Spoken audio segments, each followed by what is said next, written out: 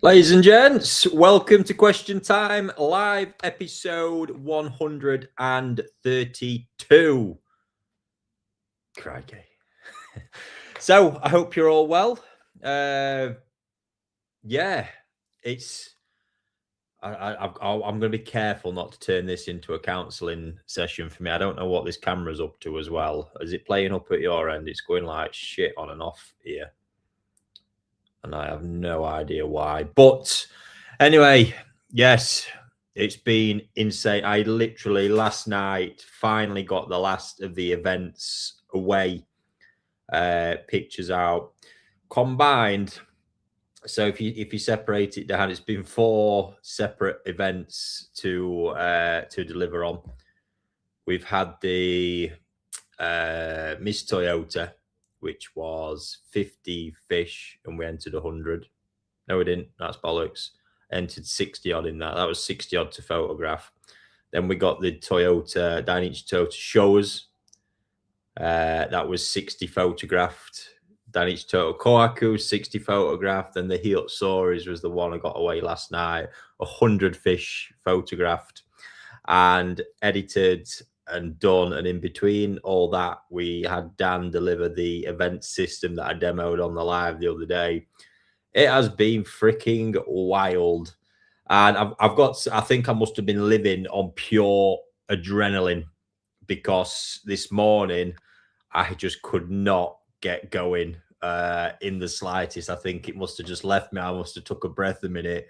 And yeah, not computer said no, body said no. So triple shot of caffeine, and eventually we got started. But yeah, bonkers. The shit we do, it is absolutely bonkers. I'll tell you something else that's bonkers, right? I'm not actually sure you lot's gonna actually believe this.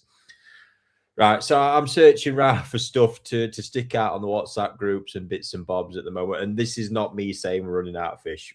We're not. I've got shed loads of tosai or waiting ponds to sort through. The bit, however, that shocked me, because when I'm walking around, I'm looking at the sold ponds, just going, fucking hell, this is nuts. Absolutely nuts. Sold pond, sold pond, sold pond, sold pond. And they're all absolutely rammed, because you lot are mental, or as mental as me. And I now don't have sort of general Nisai. I don't have anything. I've got one pond I'm going to pull a few bits out of, which is probably no more than 10 fish.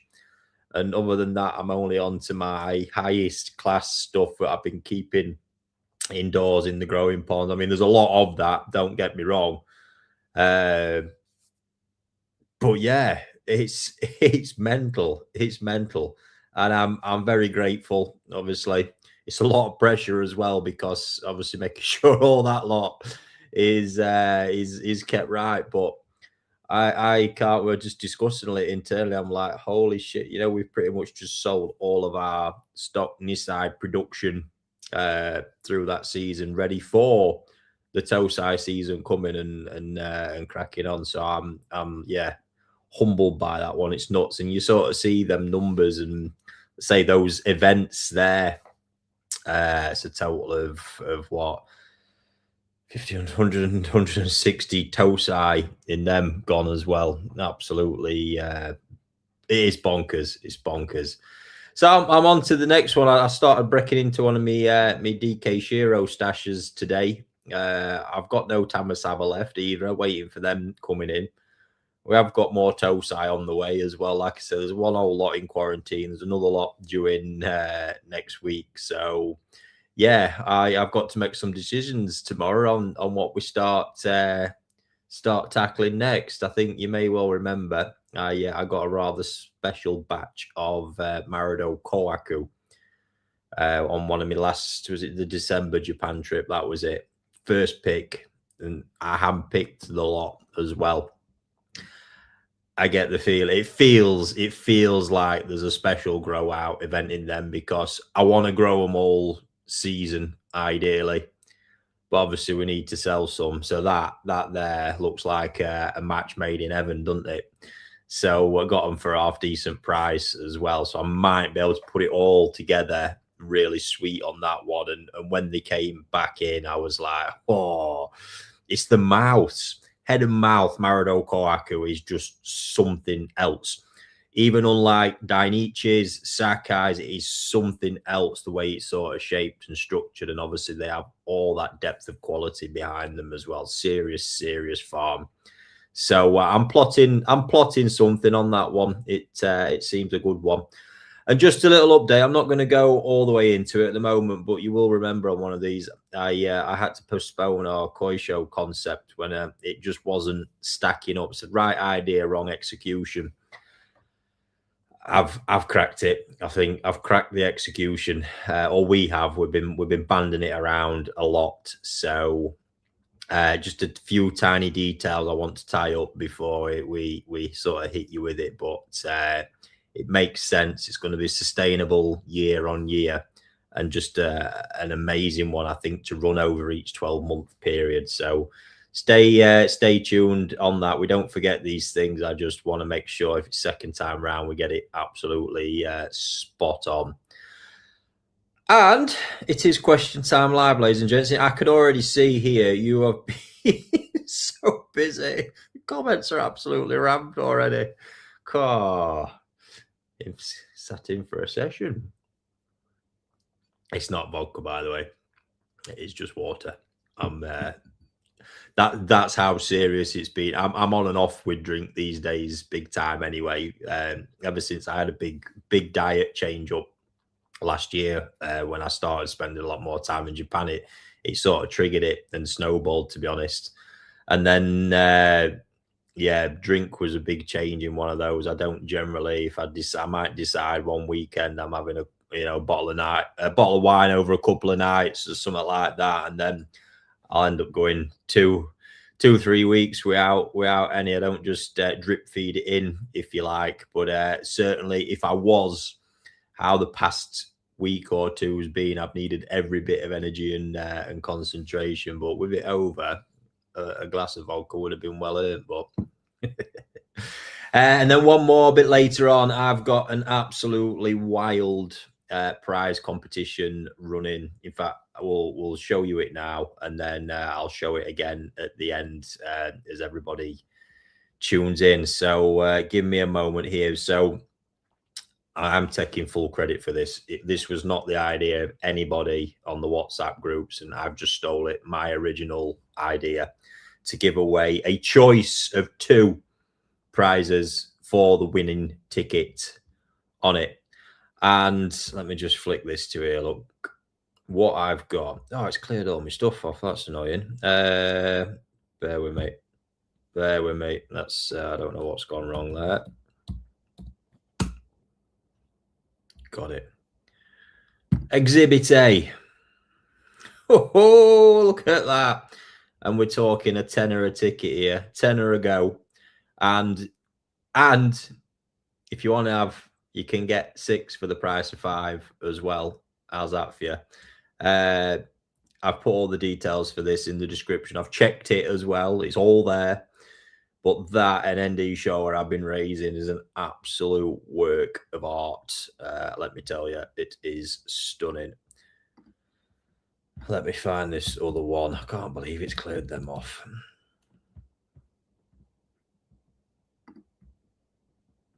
Because this, I've got a rather nice Yellow Monkey as the alternative, as you do, when I can find it. Oh, by the way, have you all seen the video, the latest one on Humbercoy's channel? So I don't know if I said it last week. I invited the guys over to come and get some content. I mean, I know I don't take for granted just how much I've got lying around, how much is in my head, and what I've got just there to be able to make content. But you know, guys out there who I rate doing a good job. I know it's hard to get content, so I invited the guys over. They've been to my events and stuff and supported in the past, so I thought nice to return it. And I had a great pond to go at, and Aaron's done a mega job at editing the video. So if you've not seen that already, over on the Humbercoy channel, and it's a very good watch. Great, as I say, great work on that one.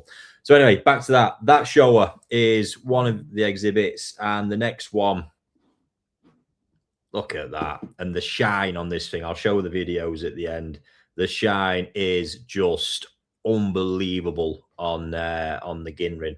So that was grown in one of my smaller ponds. I recently moved it, so it's now growing through in one of the 3.5Ks and absolutely flying as well. So like I say, prize competition on them. Details are in the description.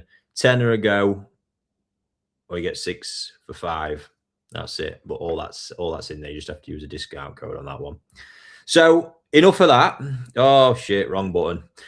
Enough of that. Let me get stuck into some questions. I've just delved down because obviously I'm catching up from the it's already the actual live chat so far down. Anyway, yes, seemed like you've all enjoyed Aaron's video, and yes, there was some rather nice koi on display. If I don't say so myself, that's been my absolute favorite pond this year. That still is. Not split it up yet. It's going to get some tweaking, and I get the feeling by the time I've tweaked it and what's going to be in, and it's going to be even better. So there's something. Right, from the top. Evening, is it best to keep my water on the harder side to get the best results out of the Kibigoshiki Sanki I've just bought from you? So my answer to this, always the same. I don't buy into it necessarily being about water hardness for Sumi. It's the water makeup trace elements. We don't know exactly which ones, but how it's actually built up that could impact it.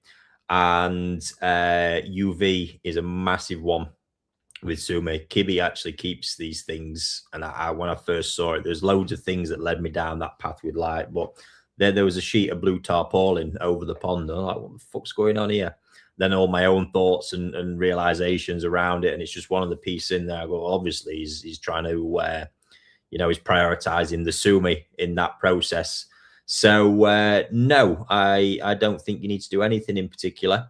It'll ebb and flow. So if you're not really mucking around or manipulating light in any way, summer you might lighten off, you'll darken up more. Or, if your pond's naturally more shaded, you might find it darkens up more. But I think you'll find all that has more impact than just the straight up hardness of the water. And I always use the same scenario around Shisui. I have a wholesale customer who has soft water, and in his soft water, he cannot keep a Shisui. They go to absolute shit, go black very quickly. My water's pretty neutral in a lot of ways, KH of around 6 out the tap, and I can keep Shisuis fantastically well. So temperature has an impact on Sumi as well, but that's generally the scenario. So it's a complete, and I've seen that time and time again, it's completely counterintuitive to the argument of hardness, and a real world application and case there as well. When is it best to feed color food? So you need pretty warm water to feed color food effectively, minimum 18, ideally 20 or above.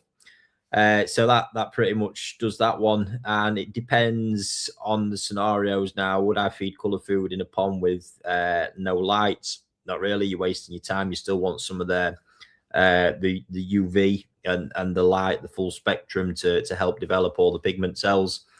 But yeah, best time, and it depends what program you're on. I like to use it in summer because it's very important for me as I'm pushing the fish hard to help support color development. What I don't want to do is stretch everything right out and then have to spend the winter period, which I've just said it's not best for the light. I actually get color retracting in winter anyway because of the lack of UV available. So I want to make sure I'm developing the color at a decent rate over the summer as well. So if there is a period, given the temperature and the circumstances, summer would be the absolute optimum.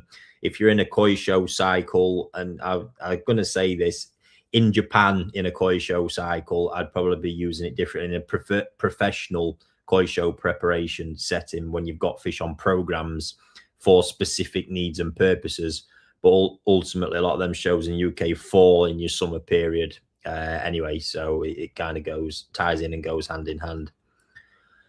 Any tricks for speeding up the process of getting new K plus media rotating? No, there isn't. I've tried PP so far. I should add it's only been 5 days. You're not far off it syncing.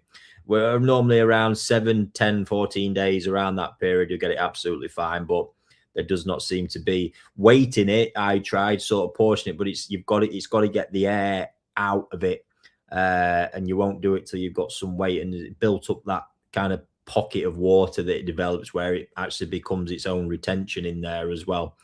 So yes, just bear with it. I know it's nice to see it bubbling. I had the same thing. I'm very impatient, but bear with it. It'll be fine. Hi, Ricky. Got 2 Kobayashi Shiro. Bought them at Tosai. One of them at underlying Sumi, and the other was having almost complete perfect thick Sumi. At this side, everything reversed. The one with underlying. Yeah, there we go. Part 2 came back strong with perfect Sumi has almost all gone away. Can I expect the Sumi to come back as a 3-year-old, or should I give up? So you certainly, given the age of them, you shouldn't be giving up at all. You've got time yet, but that there can be a very, it just indicates to me. So Kobayashi Shiros, I've got some good experience with from way back. I don't know where he's at currently. Interestingly, with this, I had some fun with Kobayashi back in the day because it was the White Tiger bloodline, one of the few bloodlines out there that didn't have any Omasako blood in it, and they were phenomenal. So, and it can be normal what you said there for that process to happen, because that's likely, without seeing it, 2 different Sumi types that can come from there. One that will tend to sit down and develop, another one that's a bit more leery and random, can come up, go away, move a lot. So without seeing them, I'd say I would advise to be patient, and there is 2 Sumi types sat within that bloodline. Now, I don't know if it's changed since then, because I once did a Shiro Sori project with him. I bought a load of crazy, almost all white Shiros from Omasako, and shipped them there and grew them in a mud pond with him. It was fucking madness. And the idea was as well, some of the best fish out there he kept to potentially look at using as parent fish to cross in. I don't know if he ever did, or where that got. Over a course of a couple of years, I think he tried one and wasn't too happy with the results, because it can be a big clash and a big mix, can that one. Also did something with him with Showa. He actually bought a Matsue Showa that I had from me. We was actually out in a bar having a few drinks, and we were browsing. I was flicking through my phone trying to find a picture, and he stopped it. He went, "Well, what's that?" I had it was this Matsue Showa. Anyway, I ended up actually buying it from me and used that. And then at the same time, I had a crazy male Issashowa that I basically loaned him to try and spawn it together, and it wasn't, again, the output was minimal. And I think the problem a lot of the time was this Issa male was too big and too dominant all throughout the process. Wild stuff. But yeah, gone off a bit of a tangent there, a bit of history, but yeah, give it time. They're still very, very young. Good afternoon. T-minus 24 hours. So it's this is for the Toyota Hiyotsori grow out selection. So I'm actually going to air the live stream. We're doing 3 tomorrow night. We've got our second release of Pandora Showas and Nanoko Kohaku, and then the main grow out Pandora Hiyotsori event. So I typically, for those events, I keep the live stream private just for the members, but I'm going to just air the whole thing on here, so all of you guys can tune in, bit of entertainment, and also see what it's actually all about, especially with that new system as well. It's pretty cool. Evening, Dave. Evening, Ricky. Amongst Japanese breeders, which ones are traditionally strongest? Sumi, Shiroji, and Benny, and consistency. Any insight into how bloodlines influence these traits? Crikey, Mickey, that's a big, broad question that I will try and narrow in a little bit. Benny's an easy. When it comes to Benny, I mean, we just because we've not said if there's any specific variety here, Mickey. So let's go with Kohaku, strongest Benny. So this all depends on what color you like, realistically. So the absolute most intense typically comes. There's a few breeders and it's all related. Dainichi, Mariyama, Nogami, that group there, because Nogami Mariyama is a couple that has or had Kagura, the famous bloodline back in there, Dainichi stuff. So that creates the most intense Benny, and almost like a metallic Shiroji when it really pops. It is so pure. Tends not to show any stress veins in it. It's absolutely ridiculous. So if we're talking intensity, that's there. Sakai has strains where that's the case. I mean, Sakai in Sankey, Original Love seems to be a really prominent. The Benny on Original Love Offspring just seems to cut above. It's ridiculous. You've got females looking like it's male sort of Benny intensity, wild stuff. I've seen it with Jumbo Sakai from them as well, that the Benny is certainly amongst Kohaku seemed a notch up. It really can vary. Then you get softer ones. Matsue tends to be more on the softer hue, different thickness. Hoshikin can sort of be between, depending where. So if we're on about punchiest, then ones I mentioned, but obviously let's not forget there's a load of variations in there as well. Sumi, I mean, if we're talking Showa, it's Dainichi. Dainichi Sumi is just it's the epitome. It's the one everybody wants. Not always the easiest. Proper Dainichi Sumi can take a long time to develop, and obviously it'd be hard to say anything other than that because it's the base of so many others out there. But when it comes to Showa, NND, current line, Dainichi, Issa, Dainichi, you see the whole thing always ties back there. Now, there are, like I say, there's a counter sort of type of Sumi to that materialize in the top skin. Different that I'm saying that Omasako Sumi is undeniably phenomenal. I'm seeing Shiro Utsuri, so it's a tough one, Mickey, to really to get into that. But there's just some examples, some standout ones. Bloodlines influence these traits in those things, so it might be the way it develops, it might be a quirk or a certain pattern to it, the color that it might develop as well. They're going to be big influences. Sometimes how long Benny can last, the elasticity, depth of it, all that are the traits that the bloodline or parent set will influence. I hope I've made some sense of that for you, Mickey, and everybody else. Evening, Ricky. I was really busy at work, so I missed the Kawarigo you sold with the grow on option. Mark, you haven't missed it. Unless I'm wrong, let me have a look. I don't think anybody bought it. Don't think anybody bought it. Let's have a look. Can get yourself on here now. Still available, mate. And I would absolutely get it because no, haven't got any, and it is a phenomenal one. And quirky genetics from Sakai as well. So you can get your Senate group and give me a thumbs up on that one, pal, if you want. Here's Satch, one of his big questions again. Hi, Ricky. What plans, if any, do you have for the farm itself this season? You always seem to be progressing and trying to improve. So any changes at the farm in the pipeline?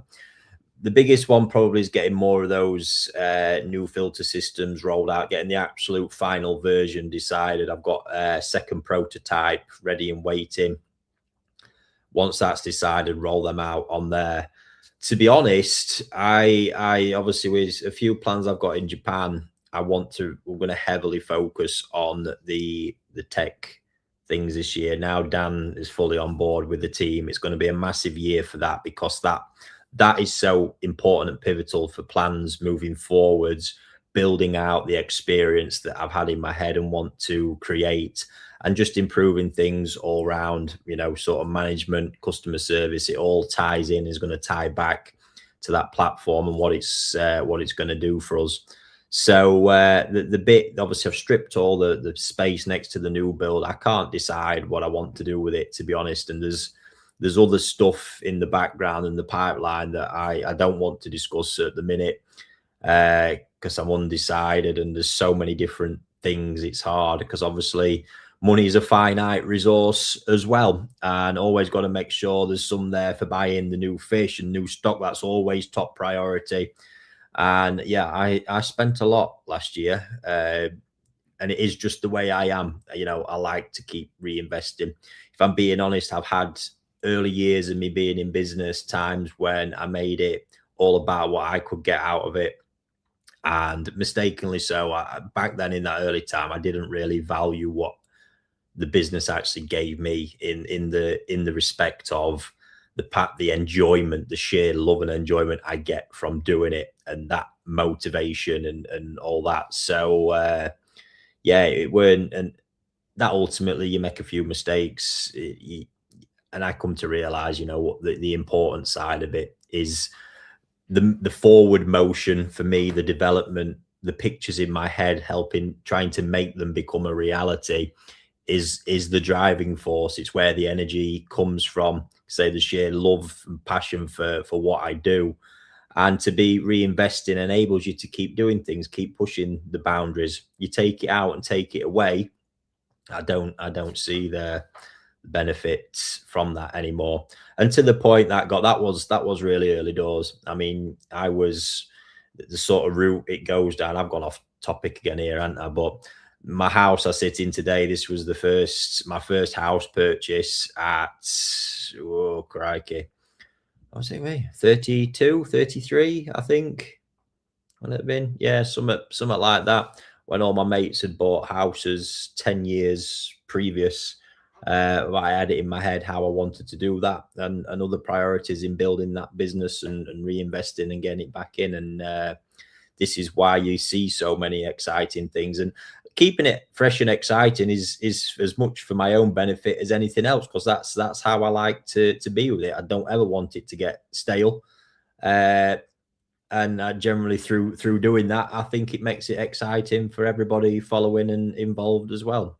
Hopefully that's how it seemed anyway. So yeah, changed at the farm, Satch. I think probably a year of consolidation in that respect and mapping it out.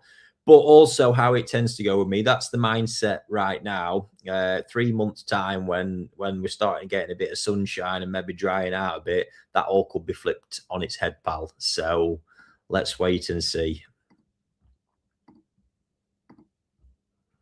Fucking eating's come on in here and I'm absolutely boiling.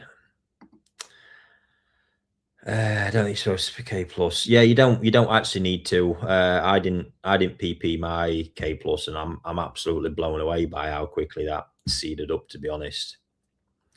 Evening, Ricky. If PP doesn't kill all parasite and bacteria, then why do people PP dip a new koi before putting it in? Yeah, there's a very different in dosage between a PP dip and PP dosage in a pond.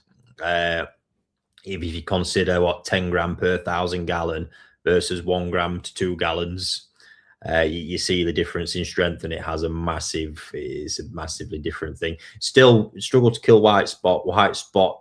You need formaldehyde base to get rid of that shit. So, but that is the difference. It's all down to dosage and obviously the contact it has with it.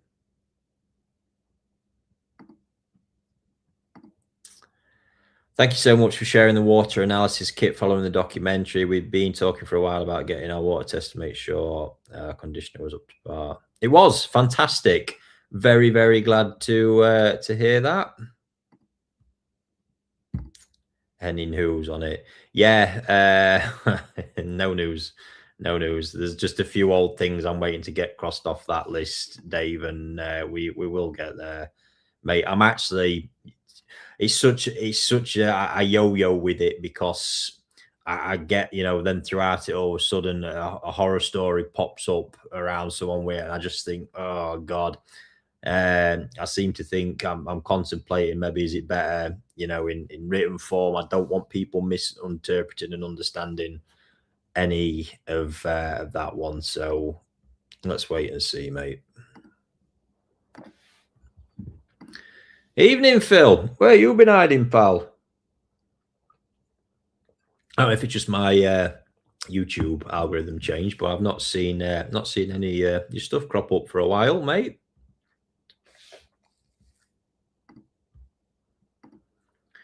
New system that Dan is setting up for CoinLine looks amazing, very clever, and looking forward to seeing it in action. Yes, because they're making there might be a nice Marido Kowaku grow out event coming up where you could try that one, mate. You never know. You never know.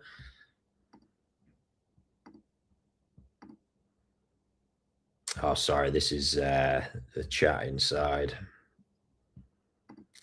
Here we go. Hi, Ricky. New to the channel. I've been watching back as much as possible. Crikey, that's going to keep you going for a while. Any videos you can think back that talk about your views on filtration? Probably scattered across a lot of them. I don't know too specifically. Question time ones will probably be your best. All you need to do is set aside 100 and well after today 132 hours roughly, and you might possibly find what you're looking for, Nick. The community might help you better with that one. They spend huge amounts of time watching all this stuff. I can't remember right now off the top of my head, but maybe guys, if anything springs to mind, you can let Nick know in the comments. That would be greatly appreciated. Actually, on a different topic, I'm not going to say my piss has been boiling. Simmering a little bit. So, a video, something did start auto-playing the other day. And funnily enough, although it wasn't mentioned, it was clearly a topic based around one of my philosophies and not done in a bad way. But you know, when people want to have debates around a topic, it'd be nice if people actually fucking understood them before anybody starts having an opinion on anything like that. So I'm just going to put one out there. Some people might connect some dots here. Hey, who knows? One directional flow is nothing to do. My version of one directional flow that I promote and recommend has fuck all to do with the old school tangential system that creates a vortexing motion. Where years back, seeing it in Waddy's book was a lot of it, you know, tangential returns, creating that vortex into spin shit down to the bottom, have it going one way, have it going the other. Fuck all to do with that, because there was stories in that could build up weight on one side and not the other, and all the rest of it. Who knows? I did believe I saw that a close pal of mine. We actually met through me getting involved in his pond, but it was small. It had that kind of motion, and I do think I saw the odd fish maybe get a little bit bent as a result of it. But my version of that, it is about replicating nature to some degree and the flow patterns, one directional but even, from one end to the other, straight lines. That's it. Stronger at one end, lighter at the other end. Plain and simple. There's not actually that much to understand, guys. So that is one directional flow as far as I'm concerned. And that's what it's actually about, avoiding the tangential stuff, scrapping the idea of designing fucking flowing ponds to prioritizing getting shit to a bottom drain that'll get there anyway.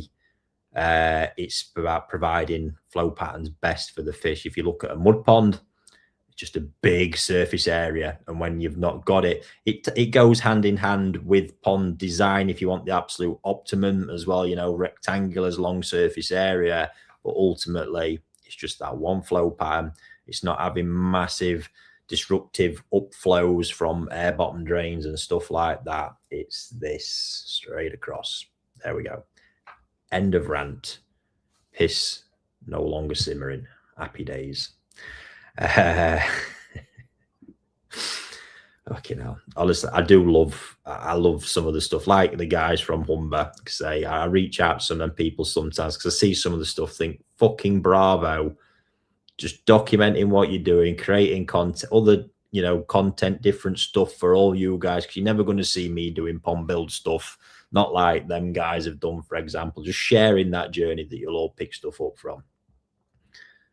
No time for people getting involved in stuff when they don't even seem to clearly fucking get it. But hey, right, moving on. Oh, a random one. Hi, mate, bit of a random one. On your YouTube video where you did the airline on the Nexus filter, what size air pump did you have on it to power the filter on the bottom drain? That is an AirTech 150 is what was on there. Split off between the two. Happy days, maximum clout. That's the one. Yes, Susan's got it. Look, keep it simple. I tell you what. Seems like Man United have now got a man after my own heart as well. Michael Carrick. He's the Mr. Keep It Simple. I mean, how phenomenal. And one of our community members also seems to think I look like him a little bit. Reckons we could be the same person. Even got the same philosophies. Now, I absolutely agree with that person as well. Michael Carrick's a very handsome man. So I will take the fact I can see there's possibly some similarities. So fair play. I'll take it. Right, next one. AD. Evening all. With growing on coin, 22 degrees temp, how do you get body size up? Feeding 8 times per day, growing a Ginrin yellow monkey from 20 to 45 in 6 months. But I want more body. Right. Well, AD, it's got to have the structure, first of all, to take it. That's very, very important, as you'll be aware. But it's probably just feeding them out, mate. And this is where the magic comes in. And you'll have caught me saying this plenty of times. Growing fish with length, I consider to be easy, especially when you're using warm water like that. Getting the volume, getting the color condition is where the magic comes in. And you're going to probably have to crank up. I'm presuming you're using the right diet as well. You're going to want a growth diet because you need the high fat content. You want the flow. Surface area ideally, but if you've not got it, get some flow in.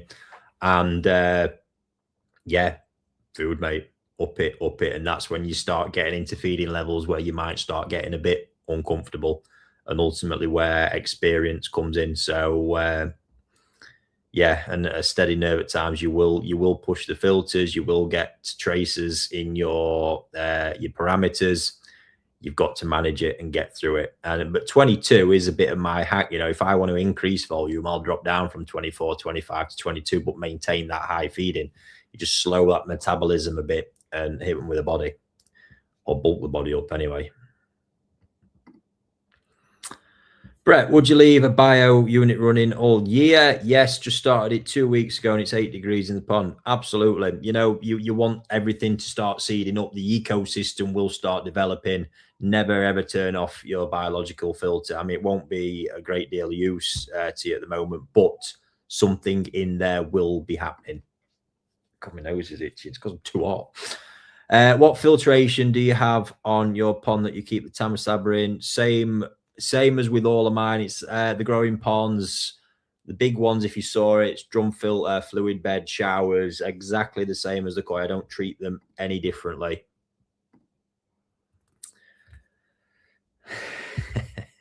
we have so yeah, how do you keep track of all your koi? Must be logistical nightmares. I'm very freakish in this. I can almost tell you at any given point where any single fish is. I don't know how I do it at times. I only need to have sort of caught a glimmer of one and away we go. But we do have systems in place, as you can quite imagine, because it's needed a mapping. And then just logistically, we have ponds that we know are for sale ponds, sold ponds. As long as we keep on top of it, we know roughly where to start. The systems that we have obviously have all the fish records, a rough idea of where they were as well. And that's only going to improve over time. Hence, the microchipping is going to be a huge part of all this, just to make identification and verification even easier. And the new system that Danny's working on is going to be massive in all this, because we have to keep good records of fish movements anyway for our CFAS documentation, which has always been done through a solid paper trail. But the system's going to, the idea will end up kind of being we input the microchip ID when a fish is scanned as well, kind of doing it that way round. And, you know, instantly we can get a full history of where the fish has been, what batch it ties to, all the rest of it. Pretty cool stuff. But as you can quite imagine, we have to be organized. When we started, or when I started Koi Online and my Ricky Stoddart Nishikigoi retail brands, this is what's enabled it to sort of grow and scale as it does, because we had good systems. Now, I think I said in my New Year review video, we did break it multiple times because it was stress tested. But again, we tweaked it, rebuilt it, and hence when the new bit of kit comes as well, it's just going to get better and better from there on in. But this is just stuff over years of practice of managing a fish farm at scale. You get used to it. But yeah, where the bit comes from, where yeah, I tend to keep them all up here. It's probably the wife gets pissed off at me because I can't retain much information around the household, but I can tell you pretty much where one of several thousand fish is. Is it justified? Is she justified? Ladies in the stream, let me know. I think you lot presume she's got the patience of a saint. Yeah. Sorry, that's chat going on. Let's have a look. Oh, yeah, we're down to the part where I mentioned Humber's video. There we go. It's always surprised me, actually. I'm not gonna lie in all this, because my love for what I do, and I like to help people. You've probably gathered in all that not more people have reached out for any sort of level of collaboration. I don't know if people think I'm a scary man, or I don't like that. Really not. But you know, I think I like to do my bit as much as possible for that wider community. So if you're watching and you're a YouTuber, you'd like to do something, you've got a live stream, whatever, don't be afraid to reach out. I can't always guarantee. My time is scarce and precious, but like I say, I will always try to help or do something if I can. Just down at that bit. Yes, generators. Would you recommend small, sell cheap? Always worth having, but the circumstances are very, very different. I suppose it doesn't hurt, does it? I mean, power cuts are rare. The bigger thing for me is the system that monitors any trips or anything like that, because that's the one that could really bite us. To be honest, we've got the dialers and everything set up on all the separate fuses. But I suppose my ponds, given where they're at, hot, heavily stocked, feeding, I haven't got much play in that when shit hits the fan. Your ponds, I mean, if it was like now this time of year and you had a power cut, those things would probably last for a couple of days, if not more, in that environment without any help. Summertime's obviously very different. But what I might say is that rather than that, I think there's some battery powered or different solutions for air pumps that would be more than adequate for keeping a pond ticking over for any sort of power outage that you might face. Even Ricky, I really enjoyed both recent in-person online selection. Darren, thank you, and thank you as always, mate. You're I never fail to see you at one of those, and really appreciate that.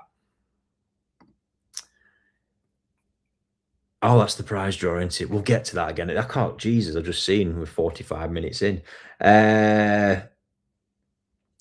Yes, it's get6 is the code. That should be in the information that I've posted out everywhere as well.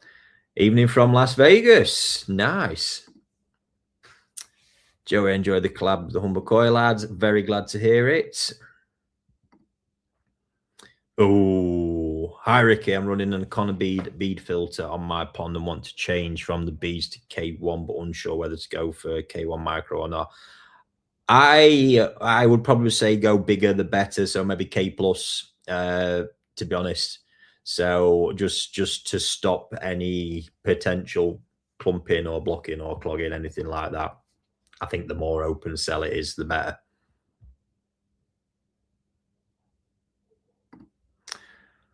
When you're done or the stream's over, if you go back to the video in the description on YouTube or Facebook, you will see everything that you need to see.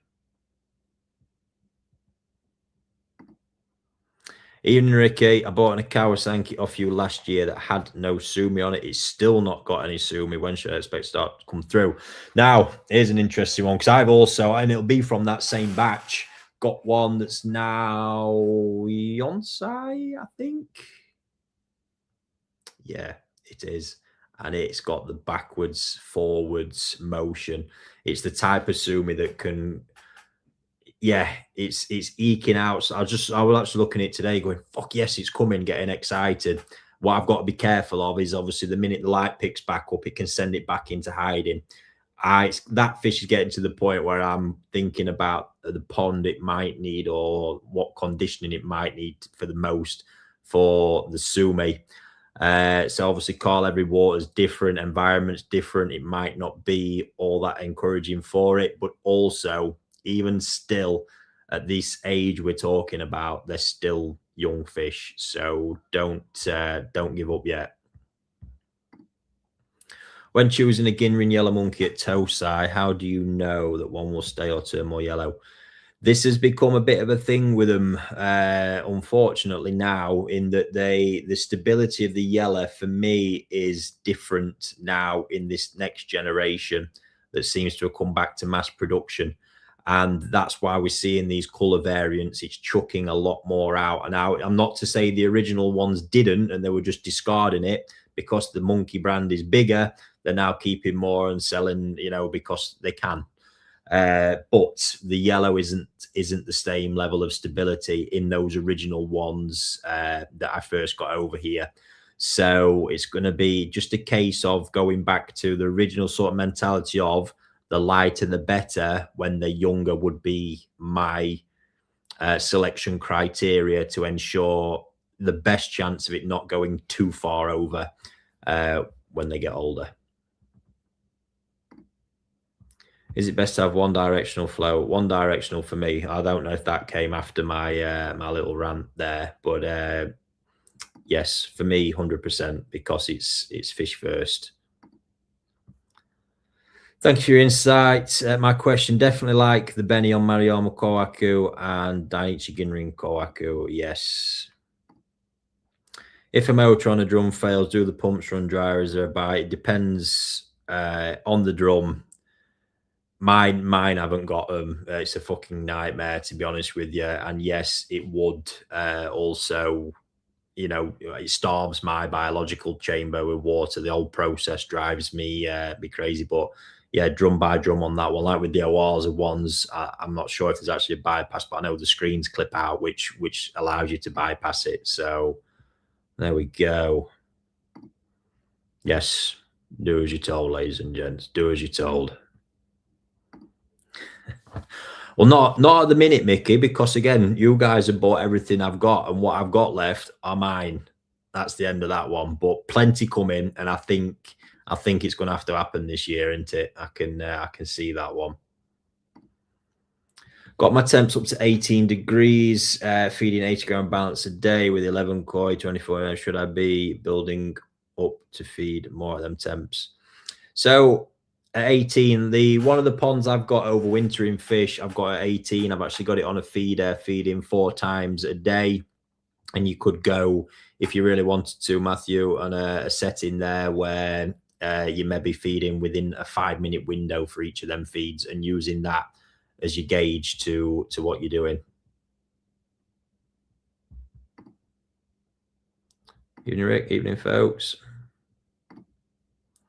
Yes, exactly. What the mud pond has got is surface area. And this is all about, I was actually having this chat with Chris at the farm. Oh no, it was over at phone because he asked me something. And the volume comes in two different ways, because there's this whole philosophy that, you know, you can grow big fish in small bodies of water through water manipulation and all this spooky science. Now, I agree, you can grow big fish in small ponds. The hell's that doing? Anyway, you can do it. 100% you can do it. The difference comes, and this is also where your foods and everything can come in, volume. And this is, you can see the comparison here with humans. Volume on body comes in two different ways: volume from muscle, volume from fat. Now, what you tend to find is, in a smaller pond, it might be a lot of volume, but small surface area, bigger depth, whatever. You'll get fish to grow, yes. And even if you're feeding a good food, that'll help with the muscle development over fat. But what you'll tend to find is the weight will form differently because they're not being able to swim the big enough lengths. I have no idea why this keeps doing this, because my connection is absolutely booming. I think it's something to do with browser. Anyway, when they swim lengths, so the mud pond scenario keeps, I mean, look at the surface area they've got to swim. They're exercising, they're building up muscle. When you combine that with a diet that's fantastic at building muscle, like Saki Akari growth, you get power and volume that builds over years and that is solid. It looks aggressive, it looks strong, versus smaller surface area, maybe feeding a lesser food that sits a bit weightier underneath, especially on female fish. That volume doesn't look the same. You know, yes, there's weight there, but it's very different in how it looks. And that's why, for me, that bit of manipulation in the one directional flow emulates that. It's trying to, in essence, manipulate the surface area they're swimming by having that current, but also giving them, you know, a period where they can, or a space where they potentially get away from it a little bit. Versus, again, very good point Keith makes, if you've got aeration, what is that flow? That is not, you're never going to see that in a mud pond or a stream or anything like that. That's not the natural current pattern for them, and there's no real benefit to that for the body.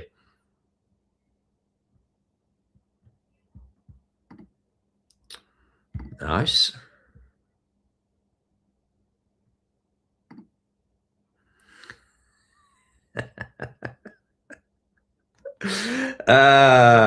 Ricky, last time I asked about a specific new product and gave my experience, some people got the arse. And funnily enough, I've experienced that myself as well. With reference to clay this time, 2 of my fish immediately flicked once added. Your views? It could be. I mean, look, it's a solid that's suspended in the water. It might just have irritated them a little bit. I'd like to think it maybe settled down quickly after. Some ponds, when you add clay for the first time, they're not added, you can see the fish jumping and all kinds of stuff. So it's change. They don't like change in their environment, but they'll get used to it. One of the better things you can do with clay, to be fair, is just, if you've got time for it, you know, a little bit in every day. That's how I've seen Fujo use that in Japan. It passed a little bit every day. So you kind of weekly dose. If you're doing it, you break up over a week. You might not get the same level of sort of flocculent pull and draw from it, but no harm in it. You could try it, see if it works for you. It might stop the flashing as well. Hi, at my own local koi shop, a lot of times they have bags of sake that get over expiration date at the end of the season. Do you think it's worth buying these -30% of new ones? I tell you what, because often what they say, the way sake is preserved in its packaging as well, you probably even find overdate sake, a 30% discount is going to be far better than other food still. So yeah, and way back when those bags only used to have a 6-ish month life, that's how I first got into using sake. So my dad used to buy it off the rep, and that's where I still saw fantastic results. So don't think there's any issues with that.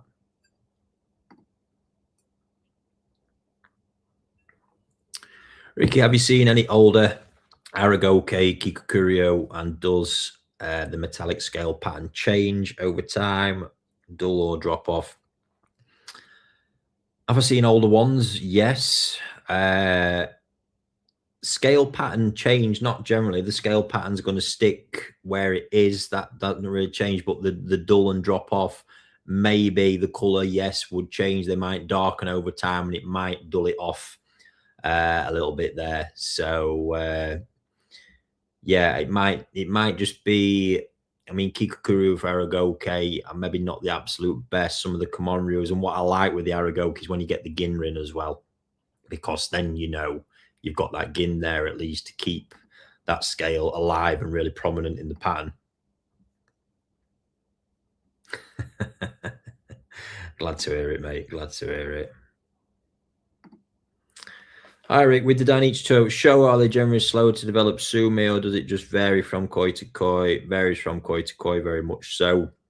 And I've had, again, my experience there, I've had slower developing sumi in the mud ponds versus my epic show I've shared. The jump that had last year being Sensui concrete pond raised was just phenomenal, but different conditions, different environment.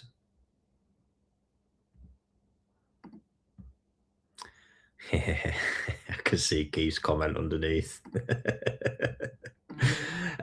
No, I have seen fish I'm familiar with it. When I talk about these things, this actually got me the thought process I was having earlier when I had my little rant about the one directional flow thing and touching on subjects that you when you're not actually that familiar with it. I like to think I've got a great understanding of all the different concepts, first-hand practical experience of ozone. If you ever asked me about setting up a system, I would hold my hands up and go, not my area. Speak to someone who does, like SKS, for example. I know they've done it a lot. So no, I've seen ponds running with it though, of course, seen plenty of stuff over the years, but it's the general concept that I have a gripe with, and it's why I don't get into it. So enough said there, really. I think doesn't fit the keep it simple mantra. Not a lot does, to be fair, other than absolute basics, the way you want it, like Michael Carrick with Man United. Unbelievable stuff in it. Curious, length before body or vice versa. Again, a lot of variations in this, I guess, down to genetics. I have Yellow Monkey first spawning, great body, but I feel short on length. Marusei Karashi, length first, but followed by body. But that can be part of the magic of Dainichi and some Sakai fishes, that they can look compact, short and powerful. Now they might be, but they actually still grow and grow out with it. Whereas other bloodlines that aren't capable of such growth, if you see these too short looking bodies, then it probably is fucked for doing any more with. But that's where understanding of bloodline and body types that come from it can really help.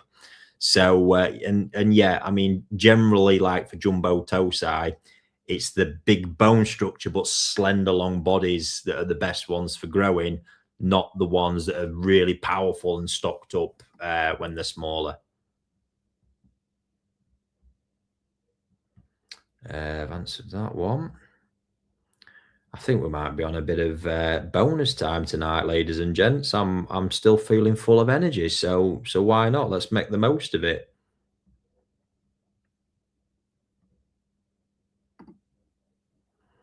Oh, there we go. Ozone chat still. Yeah, I'm tempted to try. I tell you what, I will say, why? Just please take that bit and question why. That's I mean, is your pond fucked? Is it struggling? Is it just the hobbyist tinkering mentality? It might be, because if what is it you're wanting to get out of it? You know, if it's reduction of organics, that can be done with other ways through fractionation and more natural methods, if you like. That's just the bit I would challenge you, is just question why. And I do understand. I understand the tinkering mentality. I'm not a fan of it whatsoever. For me, find something that works. Yes, refine it, do if you need to, but get a core principle and philosophy that works and stick with it, and that will lead to successful koi keeping. Trust me. It's just referencing the Sankey Sumo doesn't come, I'll still be happy. It's a beast of a fish, male too. Happy days. thoughts. Oh, this conversation's not been up for a while. My thoughts are going to stick just same as everything. You know where I'm at with this, and I will not have it any other way. I know there's been people out there saying they've had great results with sake. I still just draw back. With Nutrimere. I bring it back to my, again, philosophies, the way I analyze fish foods products, things like that. And there's not been anything today. You'll agree or disagree. That's up to you. You see the results of my fish. I know because I have tried. I've not tried Nutrimere, but again, why? Because everything I've ever done in the past, nothing's ever got close. You can say, oh, you know, why not do the rest of it? I need to deliver them results. I want to deliver them results. There's even gripes within it that for me choosing fish foods, things I really value, and it's why I actually use Coppens before I went back to sake, is the ranges of the food, pellet size availability for one. And then I don't like pellets or anything that's combined into one pellet too much.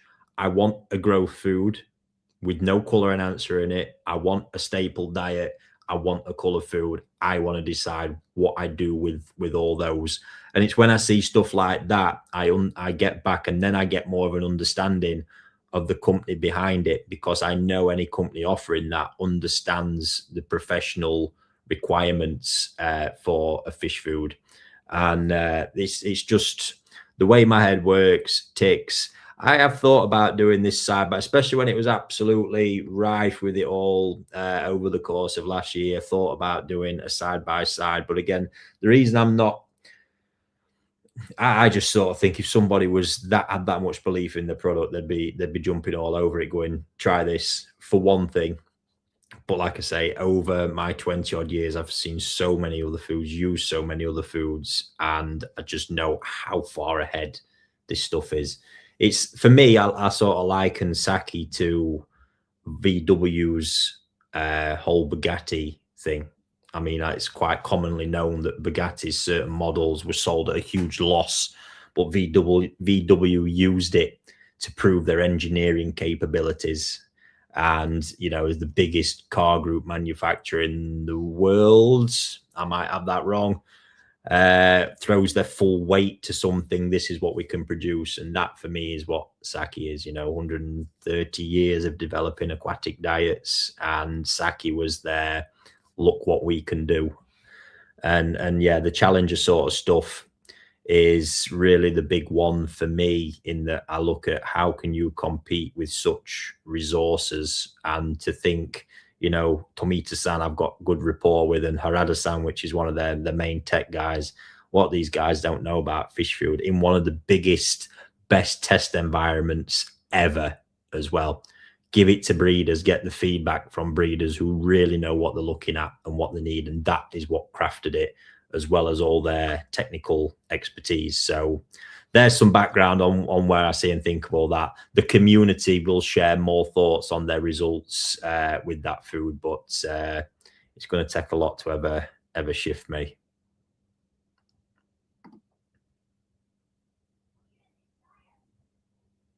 Got the question about sake. I bought 3 sacks a few weeks ago at the old price with an expiration date of June 26.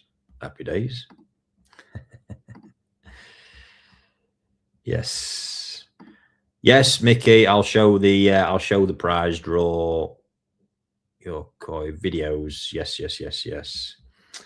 The N20. So been having a few chats about that behind the scenes, and I have seen it actually. Martin's Pond in the documentary, he's been using it, and I've been impressed with the results. I'd like to get my hands on it and see what could potentially it could do in my hands. So let's wait and see. But anything, I mean, there you've got the combination, as I've just spoke of Hikari working with Sakai to develop something for the needs of raising their fish. I mean, does that as a combo get any more exciting? But again, pellet size restrictions, bits and bobs like that. So I've not got any real strong first-hand experience to give an in-depth assessment on it. Ricky, would you tend to totally clean showers each year, or just leave it if they run all year and avoid clogging? Yeah, we do ours once, twice a year. something like that, just to blast down with some aggressively pumped pond water over it. So yeah, happy days. Again, just it's first-hand experience. I can't draw on any of it. So I've got a sack of sake, 40% off. It was past the date. Fish done very well. Great stuff. Got a drum filter fed by 2 bottom drains. Should I split them off and add more mechanical? Garrett, I mean, I'm going to come back to it again here because you could quite easily do that. Is your pond running all right? If your pond's running all right and there's no issues that can't be fixed or resolved another way, then again, why bother? Is my attitude to it. Just to add, my shower is now a K+ bead on shower line, so clean water, maintaining flow. Yeah, I mean, see how it is, Pierre. You know, get a bit of media out. If it looks caked, then you know, maybe not. Mine are a bit different because I'm pumping straight out the bottom of the pond, and there's plenty of shit there. So yeah, it's important we give it a bit every now and again. But let's not forget something here as well. You know, because there's a balance with all this. The bacteria in your filter media, all the other grub, you know, the rotifers, everything living in there wants a degree of shit to feed it. And that is physical shit as well. It is the food source. It breaks it down.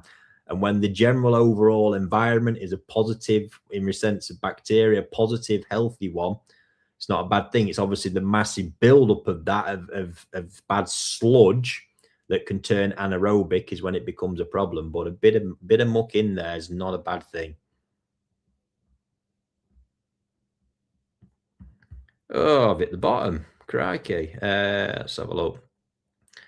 If I do a wall skimmer to sieve to a 13th K+ bead, would you put 2 2-inch separate runs at the opposite side to the skimmer? Lee, sorry, I'm not following there. What is that? 2 returns opposite side to the skimmer. What you want to think about this is just your overall, you know, if you go in, say, with a one directional flow, you want the skimmer somewhere down the bottom end to the other flow and the incoming flow, and work it all that way. What food is good for unheated ponds? If we're talking sort of spring, summer, sake balance would be your one. Probably keep you going all year if you're unheated, unless we're having an exceptionally hot, prolonged summer. And then you could, when it gets too cold, I mean, I stick with sake balance down to sort of 12 anyway. When it gets colder than that, generally feeding is so minimal, you can give them a bit of that or just stop. There's no harm in just stopping when it's that cold because everything's very dormant. Whilst we're talking food, do you mix pellet size or stick to one? I generally stick to one because when I've got batches of fish growing, they're within sort of 5-6 cm of each other. So whatever pellet size I choose, there's no need to be mixing it. I choose the best one based on the batch.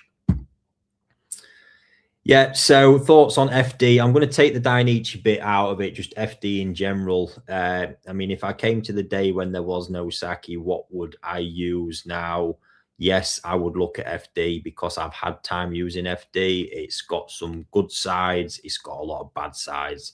I genuinely found the waste hard to manage back then. The color food is good. It's aggressive like the Japanese ones. The food can build good, healthy volume as well, albeit I think it felt like it was a bit too heavy, a little bit too heavy underneath for me at the time of using it as well. But I mean, the price of the stuff runs parallel, if not a bit more, with sake, and for me the two just don't compare again, so I wouldn't even consider it as an option. Oh, I've hit the bottom. Nice, ladies and gents, nice. Right, let me share with you again prize competition. You, for a tenner ago, you've got the chance of winning the choice of this rather shabby NND Showa. I've raised up. Let's just fucking look at that. Delightful. Or this Dainichi Yellow Monkey, and trust me, it's an absolute peach of one. Now, all the details, it's over in the WhatsApp group. If you're in there, I'll be reposting it. There's links to all the groups and directly to the link to buy the tickets for that. And you can get 6 tickets for the price of 5 using code GET6. But again, all that details there. And I have, if you bear with me for one moment, got... Get that, trying to get a cheeky question in before I log off. Videos of these. Sorry, James, I'm on what is it, double time now, overtime. Let me have a look where I got them. There's one. All right, I'll play this while I get the other one. Oh, look at that. It's just going to have the most mental pattern on it, isn't it, when that Sumi actually consolidates. And how I've seen this come through from Tosai is quite remarkable. And obviously, I do get that aspect of it. You know, I follow these things over long periods of time to see what that development's doing, what it's like. Powerful as well. Big head look. It's going to have such high quality Sumi as well.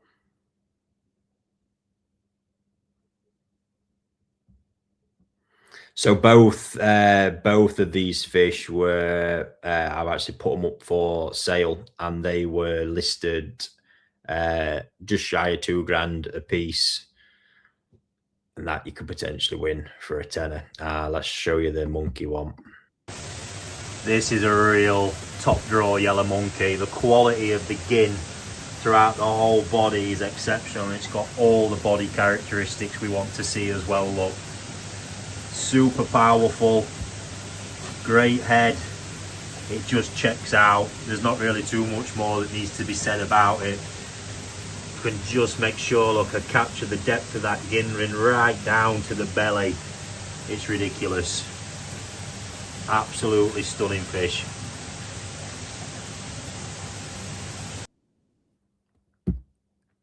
So there you go. If you're feeling lucky, right, I'll tell you what, because I'm feeling generous. We'll when's the price? Yeah, when's this close? When does it close? There you go. Friday morning, 10 a.m. and I'm going to draw it on Friday as well. Get it done. Get another one going next week. Why not? Who would you class as top Goshki breeder? Still love Minima. Minima gets great size on his Goshki as well. It's really, I think he's number one in relation to that. And one of the founders, really, of Floating Benny. I've got some great fish from him this year, which has been nice. And Kano, I think, is right up there. I see Kano crossing into major Go Sankey prize categories in All Japan shows constantly. And they've been one of my favorite ones to raise over here.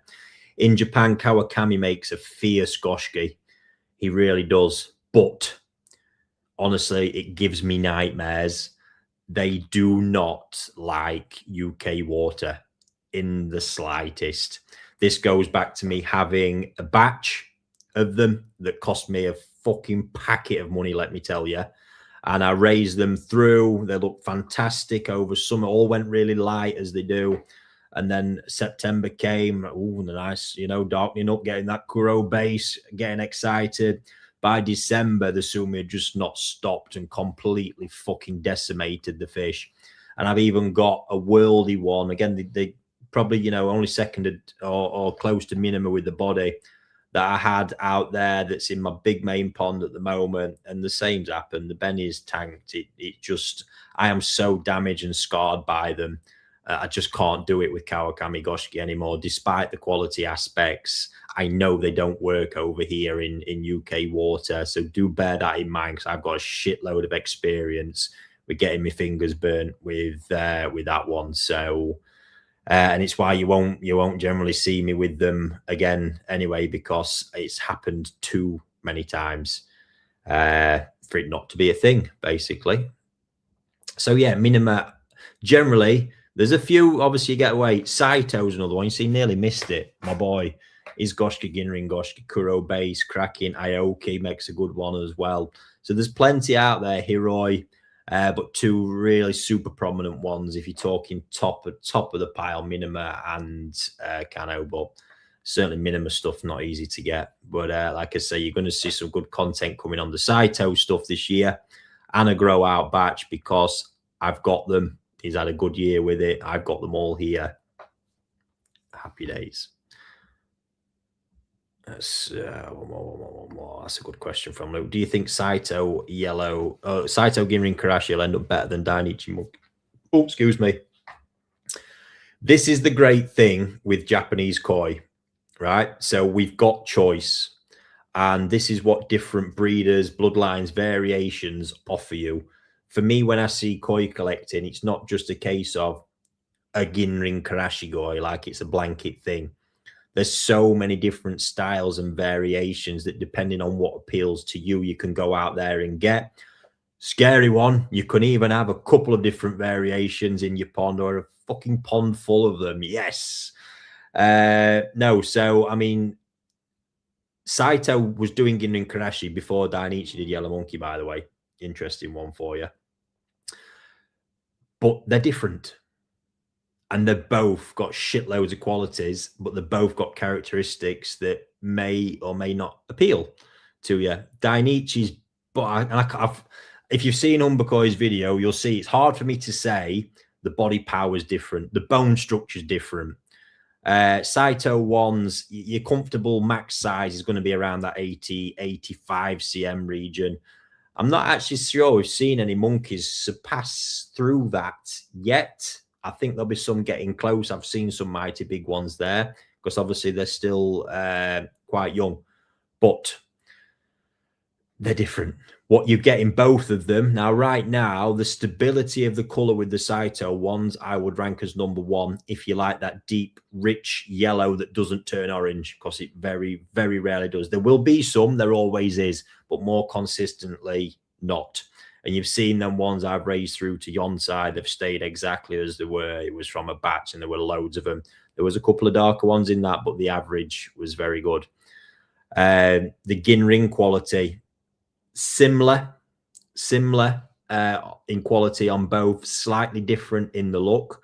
But this Yellow Monkey I've got in the prize competition right now is even a different variation of the Ginrin amongst the monkeys. It's just a standout quality, which you'll always get that in amongst them as well. So, no, I don't think it's a case of will one be better than the other or any of this stuff. I think it's a case that Japan offers choice. When you get to understand different breeders, bloodlines, variations, again, it's not just koaku. It's not a blanket thing. There's so many different variation styles, and when you're collecting, it's a case there's that choice there to get these different variations into your collection to enjoy it because of an attribute that it has and stuff like that. That's how I look at it all. So good question there, Luke. And that is it now. I am going to get gone. I've got a little bit of work to finish off, and then catch up on a bit of sleep, and hopefully hit it with a bit more energy tomorrow than I had today. Although I do seem to have QT's brought me alive tonight. Happy days. Hope you've all enjoyed that one, ladies and gents. You're going to get another dose of me tomorrow if you want it. So from 6 p.m. is all the draws for the grow out competitions and the Dainichi Toyota stuff. You'll get to see the system in action, and if you've not been a part of one of them events, you'll get to see what it's all about and that part of the process. So happy days. Other than that, yeah, there we go. I'll leave you all to it, and I'm just trying to think if there's out on. I'm not sure. Fingers crossed. Catch you all next week, ladies and gents. Thanks for tuning in.